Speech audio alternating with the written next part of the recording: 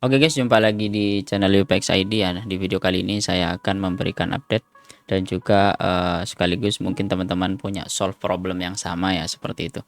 Nah, di video kali ini saya akan memberikan quick update dari eh, OLT dan juga dari PON, dari modem atau expon yang saya gunakan di klien dengan 300 Mbps ini ya, di project yang di luar ya seperti itu.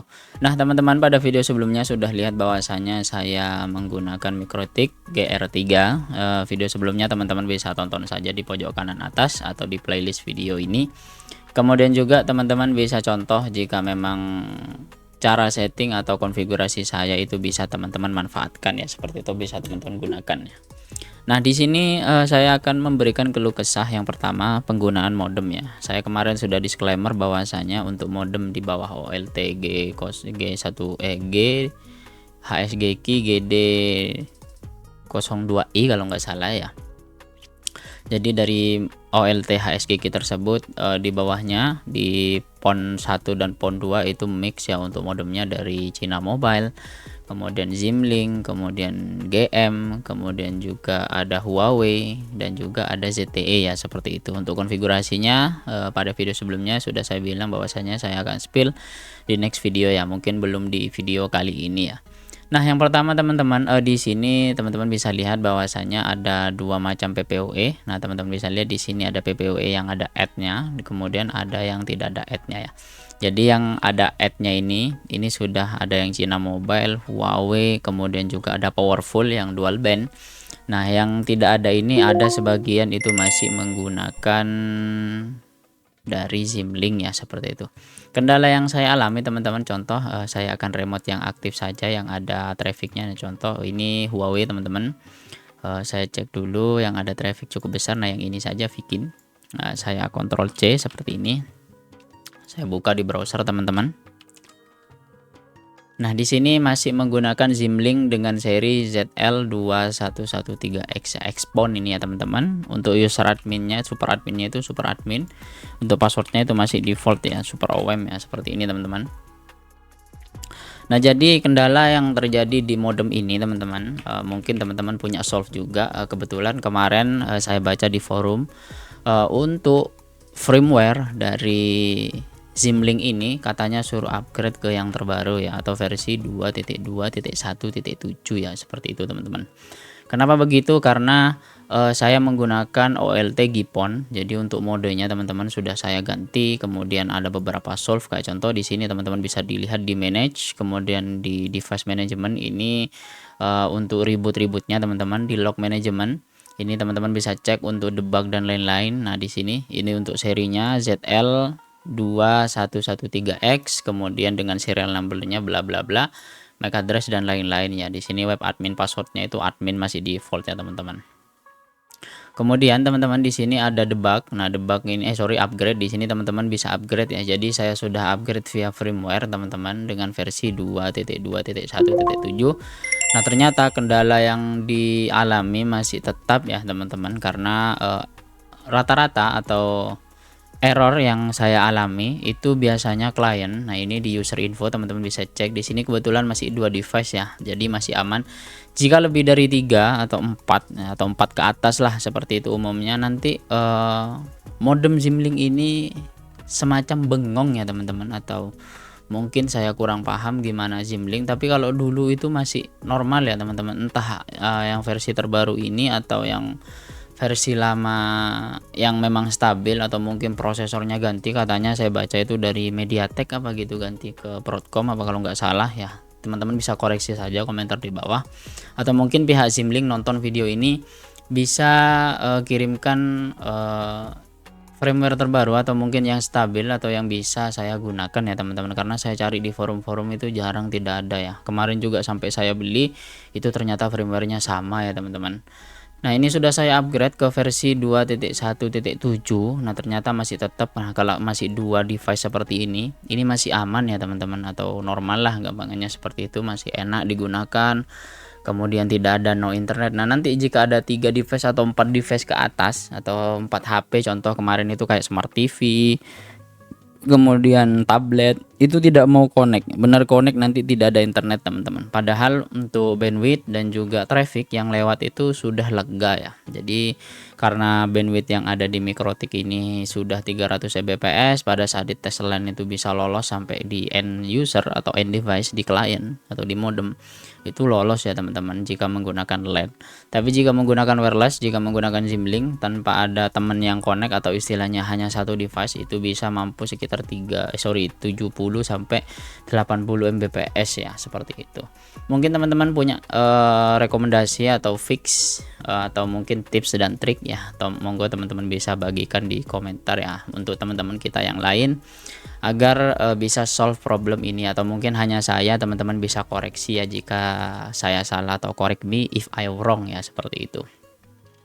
Kemudian yang sering saya alami teman-teman, banyak sekali konfigurasi yang lain itu kebetulan punya teman saya juga, dan juga beberapa di forum itu tanya untuk modenya jika menggunakan GPON ganti atau enggak bang ya. Saya ganti ya, kalau saya pakai GPON ya, jangan pakai EPON atau XPON ya, karena jika teman-teman menggunakan EPON silahkan gunakan EPON, tapi jika menggunakan GPON silahkan GPON. Yang saya bingungkan untuk sekarang masih di OLT mode ini, apakah saya ganti dari default mode atau ganti ZTE mode, ini masih belum apa ya istilahnya, belum tahulah rasanya, karena belum saya coba sampai jauh, karena memang sekarang masih kondisi lebaran juga teman-teman, dan juga kendala yang dialami itu bukan hanya beberapa titik ya. Kemarin saya beli untuk modemnya ini sekitar kurang lebih 50 piece. Nah yang terpakai itu sekarang hanya beberapa ya teman-teman, atau mungkin tidak banyak ya, tidak sampai 20-an lah, seperti itu.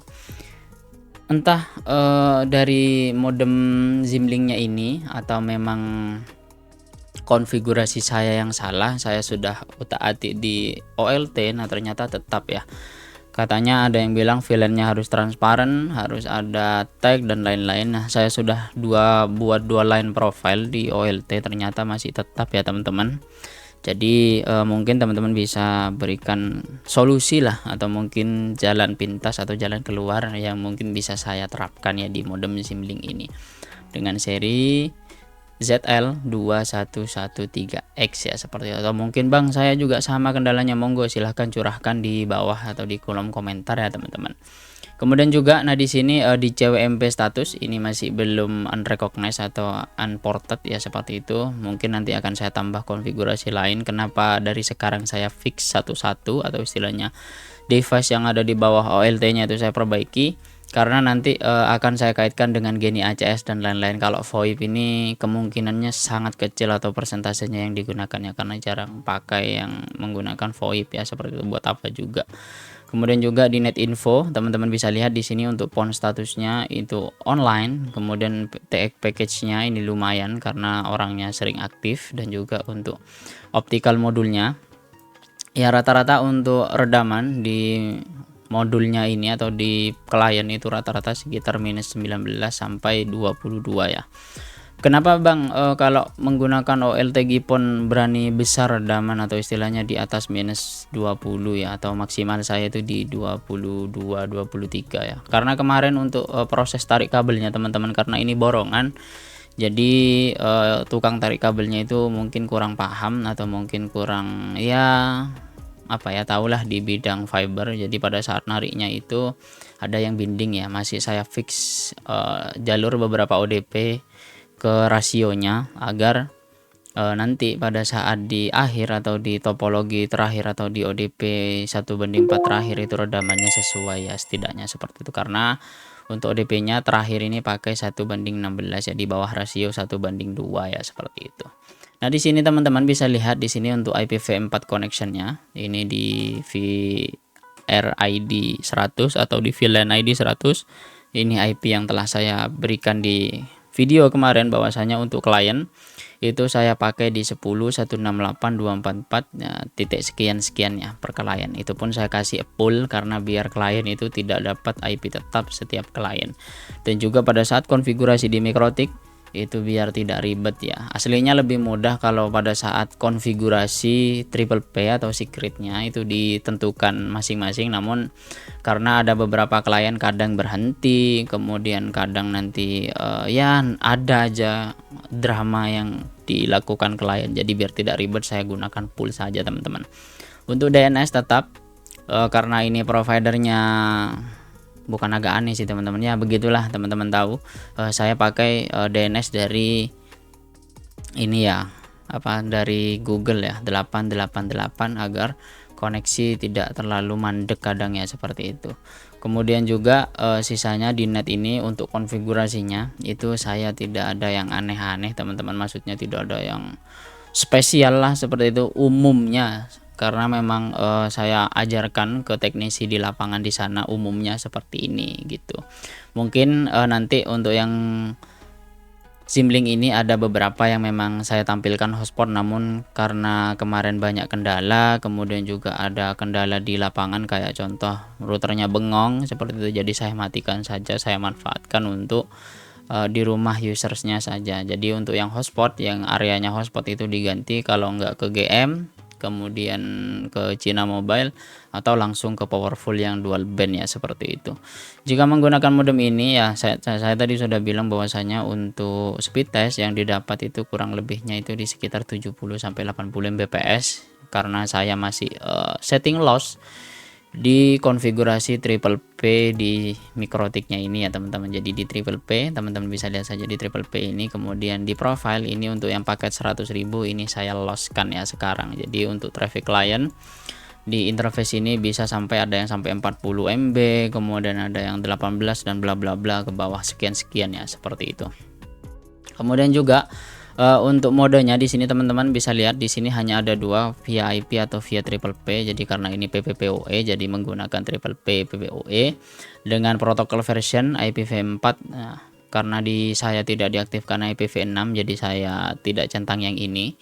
Kemudian juga untuk VLAN modenya, karena tadi untuk line profile di ZTE di OLT nya itu menggunakan transparan, jadi saya tag di sini ya, seperti itu, bukan di tag di modemnya ya, atau di OLT-nya seperti itu. Tapi kalau ZTE wajib menggunakan VLAN selain transparan ya, seperti itu teman-teman. Jadi di tag langsung di modemnya seperti itu, karena di ZTE itu tidak bisa pilih tag atau untag ya, seperti ini.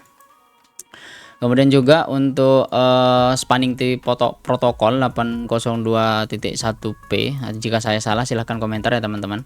Ini saya isikan 0, kemudian untuk multicast-nya ini saya kosongkan, dan MTU-nya ini default ya di 1492. Karena ini di bawah PPPoE jadi saya NAT saja di bawahnya, karena ada IP 1.1 bawaan dari ZTE-nya ini, jadi saya NAT saja seperti itu teman-teman. Kemudian di sini yang tidak saya centang yaitu enable PPPoE router bridge mode. Saya belum tahu fungsi lebihnya seperti apa, namun tidak saya enable teman-teman. Kemudian di binding. Nah, di binding ini saya biarkan default karena tadi saya centang LAN 1, 2, 3, 4 dan SSID 1. Jadi ini menggunakan dari default yang telah saya centang di one-nya tadi. Sisanya saya kosongkan ke SSID 2, 3 dan 4 agar pada saat nanti teman-teman ingin konfigurasi hotspot bisa teman-teman centang manual seperti itu. Kemudian di LAN teman-teman, di LAN ini tidak ada yang saya aneh-anehkan, saya biarkan saja. Di sini ada keterangan bahwasanya di HCP open, closely system, 1 minute dan lain-lain.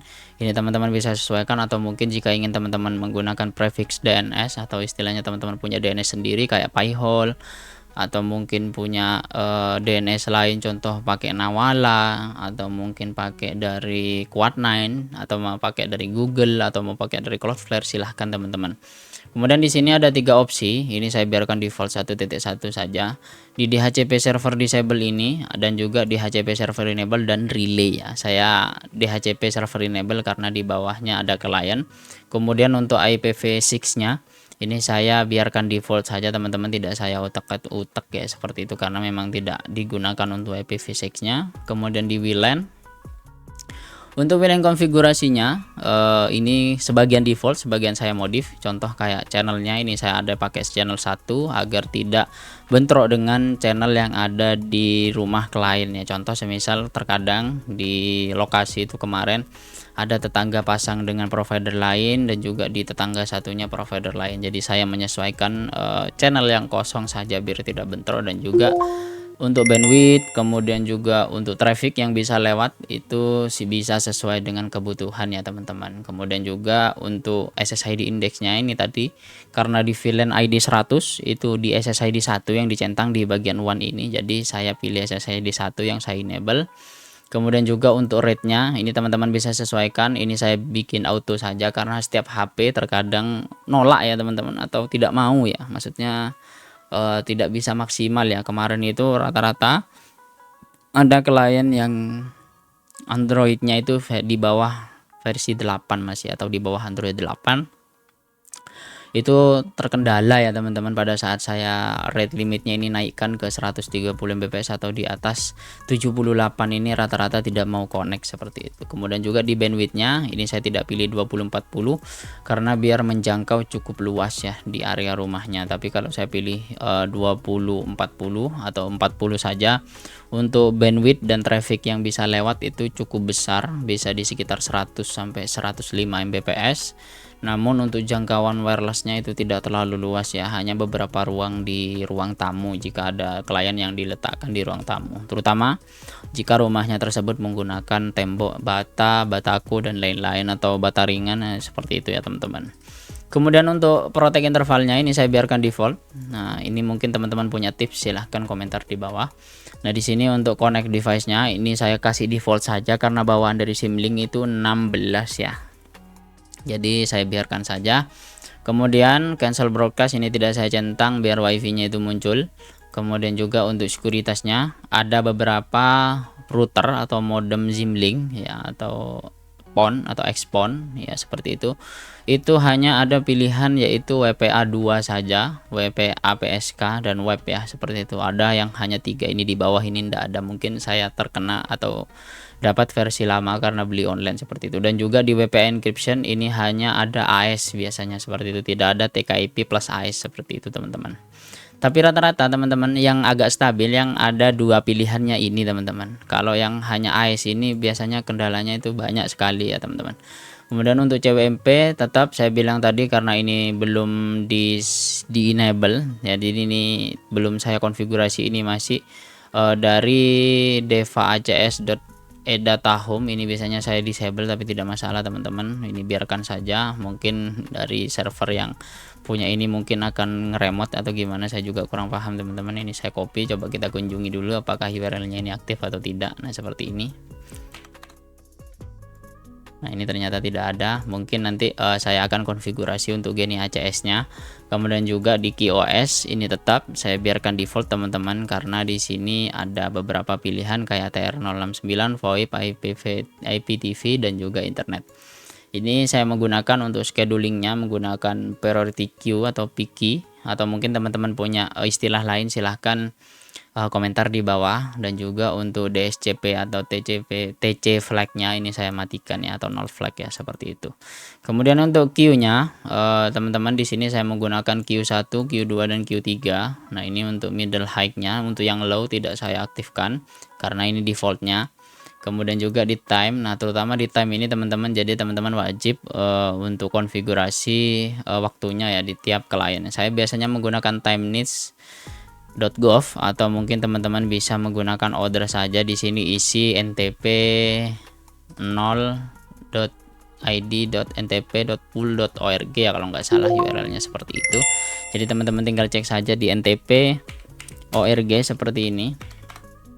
Jadi teman-teman bisa copy saja. Nah ini server 0.id.pool.ntp.org ya teman-teman, tinggal copy saja, masukkan di sini. Ini saya biarkan default, namun saya ganti ya, maksudnya default itu sebelumnya itu kalau nggak salah FMT atau apa yang ini ya, bukan yang timeneeds.gov, yang ini punyanya Microsoft kalau tidak salah ya, atau government mana saya kurang paham. Dan juga untuk time zone-nya itu saya ganti ya. Dan juga di OLT juga sudah saya konfigurasi untuk server NTP-nya seperti itu, nanti akan saya jelaskan. Kemudian untuk rootnya teman-teman ini saya kosongkan karena memang tidak saya konfigurasi apa-apa. Jadi mungkin nanti ada klien yang pengen punya line pribadi atau istilahnya untuk TV dan lain-lain, atau mungkin punya service IPTV di server tersebut bisa digunakan, jadi mungkin nanti bisa digunakan. Kemudian di security ini saya jelaskan dari nol ya teman-teman, biar teman-teman tahu apa kendala yang terjadi di lapangan tentang saya ya. Mohon maaf ini untuk koneksinya agak lambat karena saya remote via routing VPN koneksi seperti itu. Untuk one access settingnya ini saya biarkan, centangnya saya hilangkan. Kalau teman-teman pengen enable silahkan enable.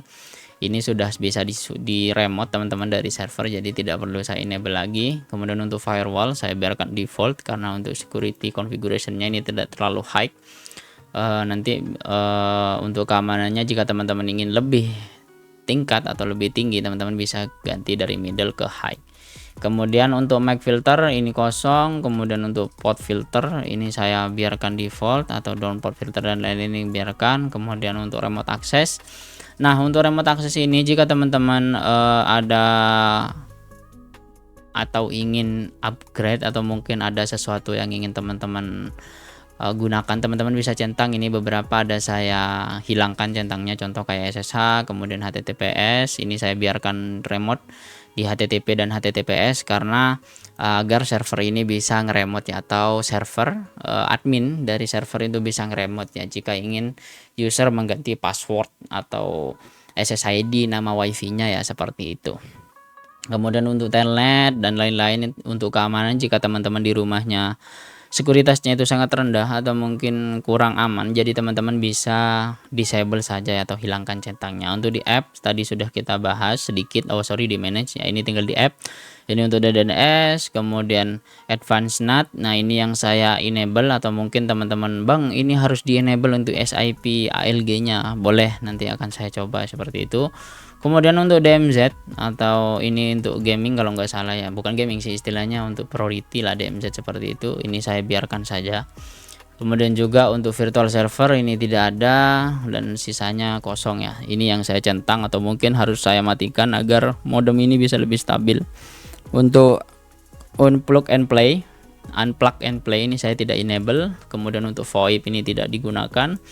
Untuk IGMP karena di OLT tidak saya set, jadi belum masuk ke sini ya. Jadi nanti kedepannya jika teman-teman lebih tahu untuk manfaat IGMP atau MLD ini, teman-teman bisa komentar di bawah ya. Untuk daily app, nah ini teman-teman bisa main untuk jika ada USB atau mungkin ada hal yang ingin teman-teman share di lokal, jika pengguna Zimlink monggo silahkan konfigurasi. Dan juga ada time reboot ya, di sini teman-teman bisa setting sendiri untuk reboot semacam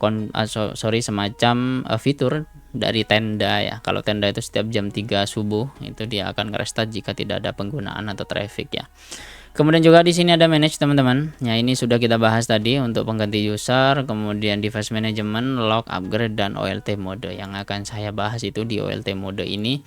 Jika teman-teman punya saran atau mungkin punya informasi terbaru, tips dan triknya, mau pakai default mode atau ZTE mode ya, karena saya menggunakan OLT HSGeki ya teman-teman, bukan ZTE, atau mungkin bang lebih stabil menggunakan ZTE mode, nanti akan saya coba ya, seperti itu.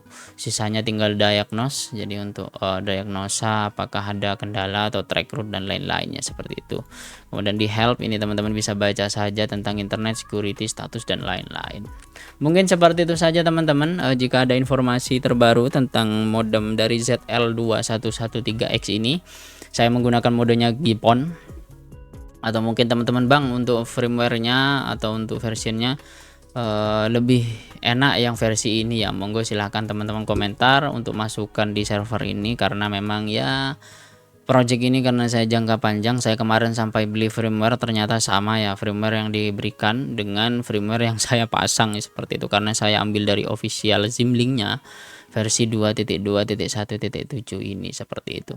Mungkin seperti itu saja teman-teman, terima kasih. Saya tunggu untuk komentar teman-teman, atau mungkin ada saran, tips dan trik, silahkan komentar di bawah atau silahkan email di channel ini. Dan juga jika teman-teman sungkan atau mungkin Bang nggak enak ngirim link di komentar, silahkan kirim via email ya, atau via Telegram di t.me/s/upxid. Jangan lupa like, komen, dan subscribe teman-teman. Sampai jumpa di video selanjutnya. Bye bye.